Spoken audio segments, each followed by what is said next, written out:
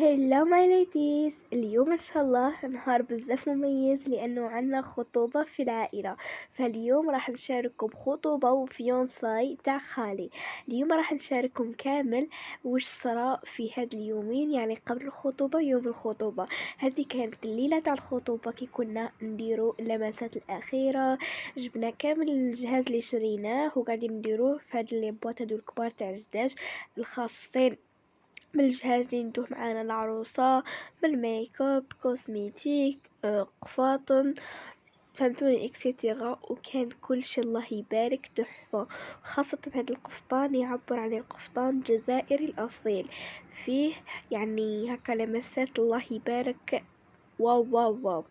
ومن هذا الفيديو ولا من هذا المنبر نقدر نقول لكم راني اعطيكم افكار تاع خطوبه بزاف بزاف الله يبارك.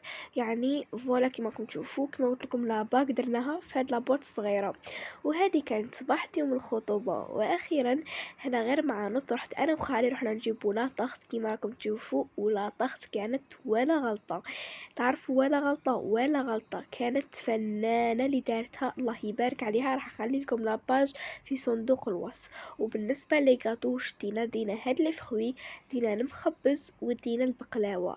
كل شي كان الله يبارك، كنا بزاف فخورين بالعمل تاعنا. وحتى بيونسي بلا ما نساو البوكي تاع الورد درناه كامل غوج وبزاف هايل. هنايا كنا ركبنا وكنا رايحين، كنا نديرو الغنا اكيد باش نديرو اجواء وفرحة يعني هايلة. مع وصلنا كان اهل العروس داروا الفيونساي ولا كيعرضونا، يعني كنا رايحين عندهم داروا في لاصال. فروحنا ولقينا كل شي مديكور الله يبارك. لقيت هكا كيسان تاع القهوه تاع لاتاي تاع الحليب. ولقيت يعني كل شخص عنده هاد الحوايج بلا ما نساو ليموناد جو الماء، كل شي كان عنده هكا بيرسوناليزي. هنا لي طارتولات دونك دارونا صالي اي سكري في الاول، من بعد جابونا لي غاتو ولا تاي اكسيتيرا. هادو هما المملحات كيما راكم تشوفوا، هادو لي سكري اكسيتيرا. كان كل شيء في مقامة التحفة. وجيت باش نقولكم الديكور اللي داروه هايل.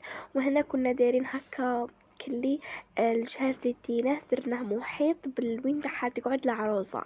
كيما راكم تشوفوا هذا هو البلاصه اللي تقعد فيه العروسه وهذا هو الديكور.